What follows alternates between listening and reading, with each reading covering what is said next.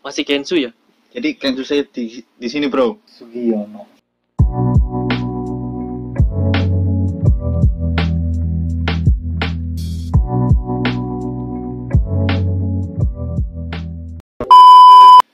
Oke guys, balik lagi bareng gua Ramdan di sini di channel Ramo Cang Arifin. Gua sekarang posisi lagi di apa ini? Rumah. Enggak, desa apa ini anjir? Suzuka. Di Susugami ya, yang kebetulan gue sengaja mau main ke tempat Pro Gali ini. Biasa dia temen gue yang selalu nemenin gue kalau mau jalan-jalan keliling Jepang. Dia tour guide terbaik gue yang pernah gue temuin guys. Tae lo. Jibung lo nama itu guys, itu kudasai. Nama gua Gali. Gua angkatan bareng sama si Ramdan. Angkatan di mana? Angkatan di sekolahan dulu. Sekolahan magang ke Jepang. Guys, ini sekarang mau ngobrol-ngobrol tentang kesan apa kalian yang ngomong ini? Kesan-kesan selama kita hampir 3 tahun di Jepang. Pokoknya kita bakal nyeritain keluh kesah seorang pemagang dari suara Gali. Kita bakal dengerin. Oke, yang pertama langsung aja. Bisa lu jelasin gak nih? Tahun pertama, tahun kedua, dan tahun ketiga rasanya gimana? Menurut gua sih paling susah itu di awal tahun ya. Karena kita kan tahun pertama kita harus balikin modal kan. Modal. Modal awal kita mau ke sini. Kita harus balikin modal karena ekspektasi kita itu di Indonesia. Gaji kita itu lebih apa yang dari kita yang nggak belum ngerasain di sini kan. Karena yang berarti itu kehidupan di sini ini soal biaya hidup di sini kan nggak kita terpikirkan di Indonesia gitu kan. Ya kira-kira pengeluaran lu selama sebulan berapa ya? Kalau buat gua pribadi ya pengeluaran minimal 3 mang. 3 mang ini kalau di Indonesiain berapa ya? 4 juta. 4 jutaan ya. Itu buat makan doang belum. Kalau lu pengen jalan ke sana sini Iya, belum lagi belanja. Belum belanja beli apa. Itu buat makan pokok gitu loh ya. Itu buat tahun pertama balikin modal cukup berat. Kontrak pertama setahun kan gajinya ya masih belum bisa up karena sistem kerja kita kan belum terlihat, makanya belum ada kenaikan gaji, makanya itu paling berat di tahun pertama menurut gua sih ya. Sugiono. Terus tahun kedua rasanya gimana pas sudah masuk tahun kedua deh? Masuk tahun kedua ya kita harus mikirin planning setelah selesai dari sini kita mau ngapain. Kita di situ baru tahun kedua bener-bener nabung gitu kan. Karena tahun yang pertama kan kita harus balikin modal dulu kan. Ya sambil kita udah bisa tahu sana sini, pengen jalan ke sana sini, pengen main, pengen cari pengalaman di Jepang kan gitu kan ibaratnya. Menurut gua tahun kedua puas-puasin main lah, kayak cari pengalaman di Jepang. Jepang itu indah men dan luas. Rugilah kita bagi para Kensusei yang mikirnya cuma sementara di sini keliling Jepang. Karena ada juga cara yang murah. Ya enggak? Bangsat kau. Sugiono. Nah, kita sekarang baru masuk tahun ketiga nih. Buat gua pribadi, gua mikir tahun ketiga itu bakal lebih santai, lebih rileks tahu-taunya pas gua masuk tahun ketiga sumpah deh. Perasaan gue sekarang lebih stres dan lebih khawatir aja gitu masuk tahun ketiga, tahu-tahu kita di sini makan tidur kerja, tahu-tahu udah masuk tahun ketiga anjir. Nggak kerasa banget sumpah 3 tahun di Jepang itu. Gimana menurut lu Gal? Tahun ketiga ini lebih ekstrim nggak? Lebih ekstrim. Nggak kerasa sekarang udah bulan ketiga kan. Tahun terakhir itu setelah kita perhitungkan semua apa yang kita impikan itu semua belum tercapai kan. Sedangkan waktu udah mepet kan. Gimana coba? Kan jadinya kita pusing sendiri. Gua sih mau maksimalin tahun ketiga ini buat nabung karena ya sebentar lagi kita mau pulang kan.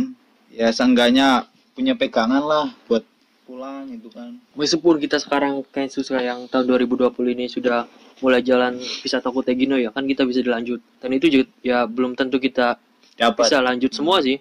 Tergantung rezeki juga masing-masing. Sugiono. Oke, selama lu pengalaman di sini ada hal yang bikin lu sedih nggak, apa enaknya jadi Kensusei? Nggak enaknya jadi Kensusei itu pertama karena di Jepang itu sistemnya rada ke arah kasta ya.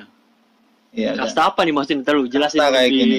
Jadi Kensusei itu segini kan. Ibaratnya dalam levelan segini. Heeh, Di atas Kensusei sekarang kan udah ada Tokute. heeh. Tokute itu cuma naik satu tingkat sedikit kan. Jadi Kensusei di sini bro. Ntar kita kalau dapat Tokute kita ke sini. Atasnya Tokute itu masih ada lagi kayak Engineer ya? bukan Naming. Oh, Naming itu lebih atasnya Tokute. Engineer mah udah rada tinggi gitu kan. Dulu sebelum berangkat ke Jepang ya, dan belum ngerti di Jepang itu gimana, gue mikir berangkat jadi Kenshusei, ya udah jadi Kenshusei aja. Gue kirain gak ada kasta orang Indonesia di sini. Ternyata pas nyampe di sini, kalian harus tahu buat sekarang yang masih belajar juga di LPK, bahwa di sini orang Indonesia itu ada kasta.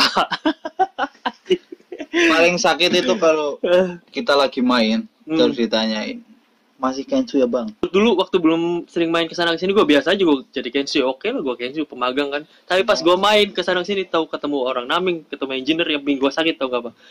Mas, dari mana? Dari sini, gue bilang kan. Terus masih Kenshu ya? Gue sek, tau gak, sakit aja. Salahnya apa coba jadi Kenshu? Gue menanya. Sugiono. Sugi. Sebenarnya orang kita mungkin mikirnya kayak gini karena Kenshu sama yang lainnya itu, Kenshu itu paling di bawah rata-rata intinya lah. Yang kayak ngejekin kita, masih Kenshu ya bang? Ya berarti dia ngerasanya, wah Kenshu itu pendapatannya kecil, lebih besaran gua gitu kan. Jadi kita jadi ada kasta di orang Indonesia. Mungkin kita kan ya biasa lah, orang Indonesia mikirnya ada-ada aja kan. Sama-sama capek, sama-sama kerja ngeluarin tenaga segitu, tapi gaji beda. Soalnya di sini itu ya. benar. Kita sama-sama capek, misalnya lembur sama 9,9 jam sehari kerja. Gua Kenshu dan si Gali engineer atau Naming lah. Nah gaji gua sama dia pasti beda. Soalnya apa, di sini tuh ada juga yang membedakan gaji. Selain jabatan, ada juga visa. Nah, gua kan visa Kenshusei dan dia visa engineer. Nah, di situ pasti gaji kita beda. Gua ini cuma pemagang dan dia engineer. Setara sih, soalnya dari perjuangan mereka ke sini juga kan beda sama kita Kenshusei. Ya apa-apa, nikmatin aja kan, ya semua ada proses juga. Gak ada sesuatu hal yang gede itu gak dimulai dari yang kecil dulu. Kita mulai dari yang kecil, santai. Ya meskipun uang kita dimakan SO, dimakan umi ayam enggak? Ikhlasin. Sugi. Sugiono. Ya, dan yang membedakan Kenshusei dan engineer dan Naming dan sebagainya itu yang gak enak apa ya, kita tahu sendiri lah kendaraan kita di sini sebagai Kenshusei.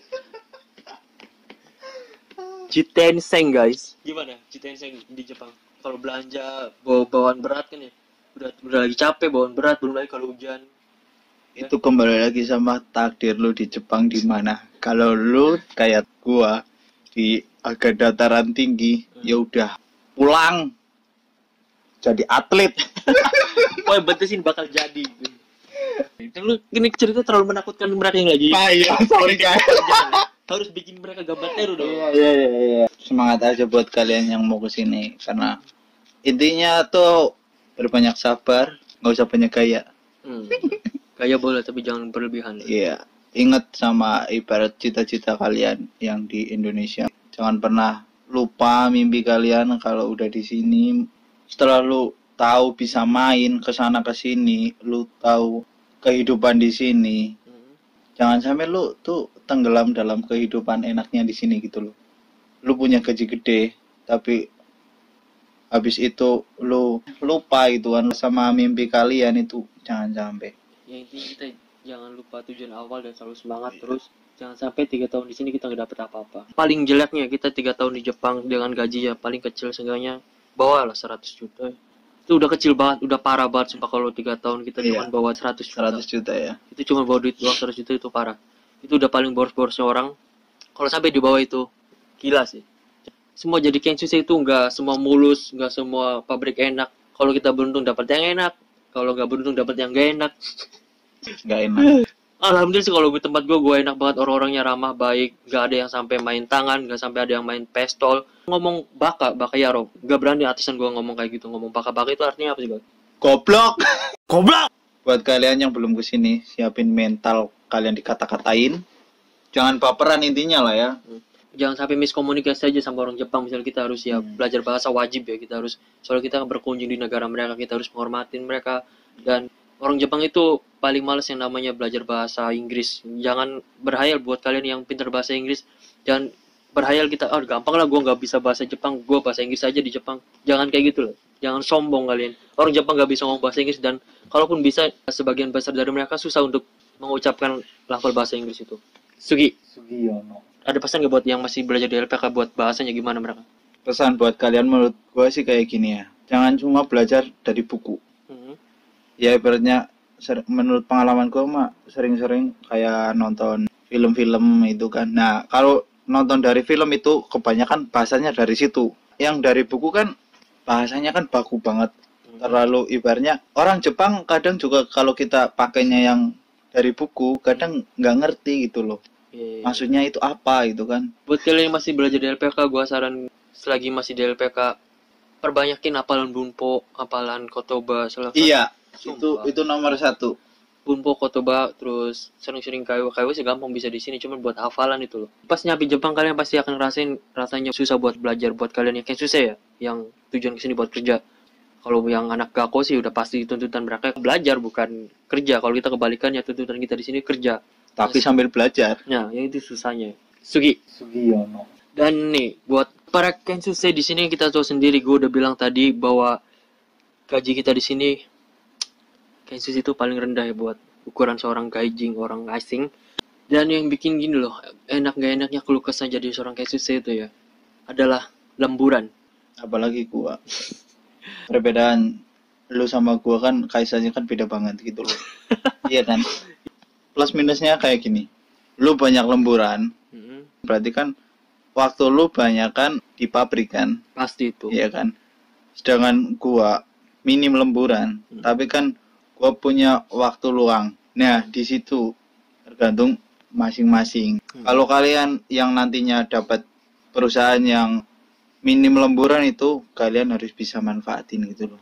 Ya, gue juga pernah dulu pas berapa bulan TJ itu kerja tanpa lemburan. Ngerasanya gimana ya, sedih terus.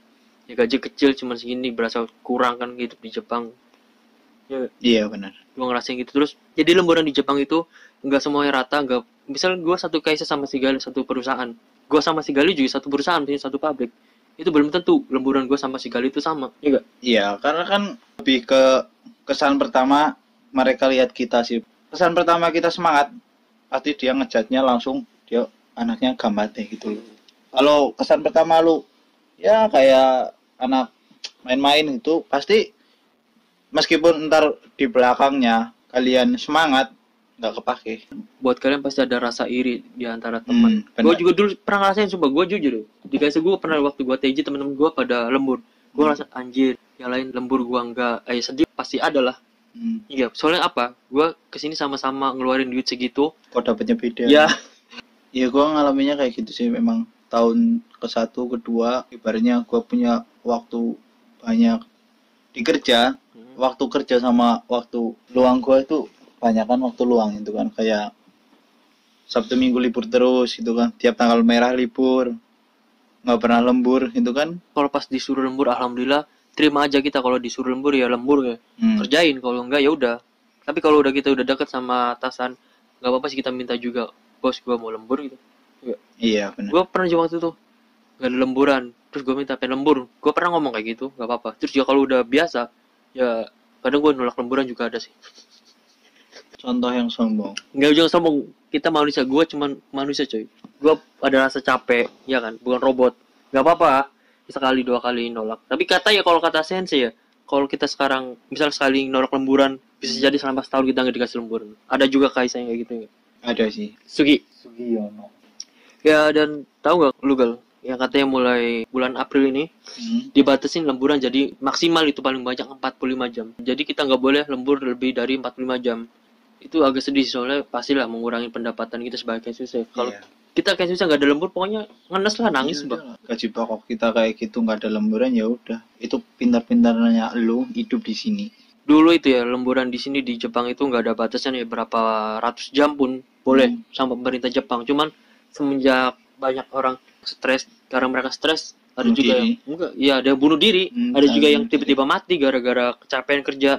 Nah, dari waktu 2 tahun yang lalu kalau nggak salah, mulai tahun itu lemburan di Jepang itu dibatasin jadi 80 jam. Itu buat kaisa yang terkoordinir, yang kaisa yang perusahaan yang gede, terus yang selalu konfirmasi ke pemerintah.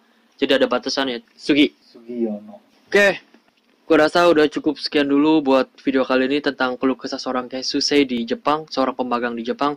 Ya, buat penutupan, Bro Gali ada yang mau diucapin nih buat koi-koi kita yang masih lagi belajar di LPK nih? Ya mungkin semangat aja ya. Semua itu tergantung rezeki kita. Siap. Intinya kita berusaha. Oke, sekian. Terima kasih buat yang kalian udah nonton video kali ini. Sampai jumpa di video selanjutnya. See you in the next video. Salam Kensusa. Salam bahagia dan mandiri. Bye. Jamat aneh. Ciao. La